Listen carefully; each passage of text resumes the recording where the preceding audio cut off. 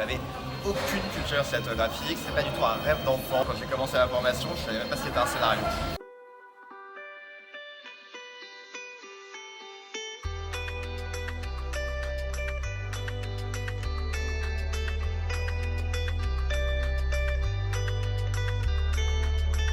Alors moi je dis toujours que c'est raconteur d'histoire, la version libre du métier de scénariste.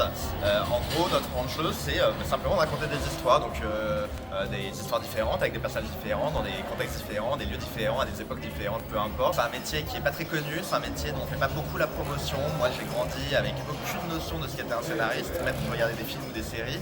Je pense que c'est important que les gens et les jeunes notamment comprennent que c'est un vrai métier. 2 ans de formation et une école très élitiste pour sortir avec une règle principale. Un scénario, c'est un personnage qui a un objectif et qui rencontre des obstacles.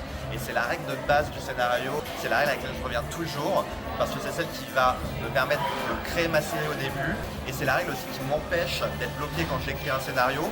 Puisque si à un moment je suis bloqué, ça laisse supposer que soit le conflit que mon personnage rencontre n'est pas assez fort, soit que son objectif n'est pas assez clair, soit que lui-même je l'ai pas assez bien caractérisé. Alors la formation n'est pas obligatoire pour devenir scénariste, le talent n'est même pas obligatoire.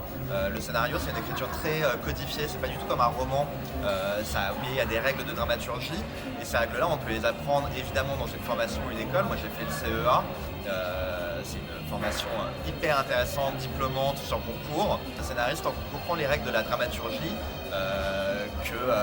voilà, il y a des conflits, qu'il y a des nœuds dramatiques, qu'il y a des cliffhangers ou des choses comme ça. Pas besoin d'avoir fait une formation et il y a des très bons bouquins, des très bonnes méthodes qui permettent de comprendre comment écrire un scénario, même sans faire de formation.